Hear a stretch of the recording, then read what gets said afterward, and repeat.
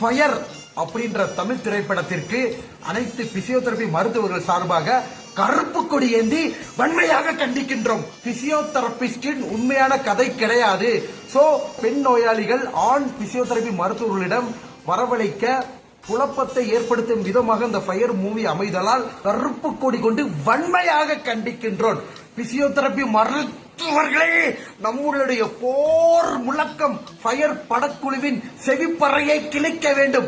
நம்மளுடைய ஒற்றுமை, நம்மளுடைய பிசியோதெரபியின் கலாச்சாரம், நம்மளுடைய போர் முழக்கம் பொதுமக்களின் செவிக்கு சென்றடைய வேண்டும்.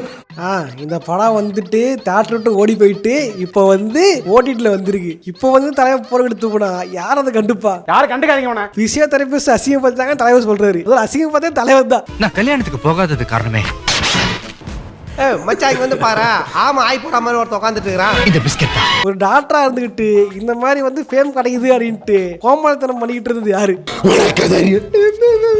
அந்த 5 கொலை பெருமாள் சார் பண்ணதே நான் தான். இவரே பிசியோதெரபிஸ்ட் இருப்பாங்க அப்படின்ற மாதிரி இவரே வேலை பார்த்து போட்டு கடைசியில் அசிங்கம் பார்த்துட்டாங்கன்ட்டு இவர் போக்கு எடுத்துக்கிட்டு இருக்காரு. மெடிக்கல் ஃபீல்ட்லேயே குவாலிஃபைடான 2 பர்சனா சாய் பல்லவி மேடம், இன்னொன்று நானு தான். சரி, போட்டு வீடியோ போட்டுடல, அதான் ஒழுங்கா போட்டுடலாம். இல்ல அதெல்லாம் காமெடியா அது கோமல்தனமா போடுறது. நான் சொல்ல கீழே ஒருத்தன் எழுதிருக்கா. இந்த பாருங்க, பிசியோதெரபி மருத்துவர் எவ்வாறு மனநல காப்பகத்தில் சேர்ந்தார் என்பது பற்றி உனக்கு ஒரு கதை ஒன்று உள்ளது. நான் யாருன்னு கேட்டுட்டு இருந்த இவனை யாரோ இவன் உள் மனசுக்குள்ள புகுந்து டாக்டர் நம்ப வச்சிருக்காங்க. காக்கு போட்டிருக்கா. நம்மளுடைய போர் முழக்கம் டேய் திருட்டு தலைவனே வேலை பார்த்து விட்டு தலைவனே போய் எடுத்துக்கிறாரு. கூச்சமே இல்ல.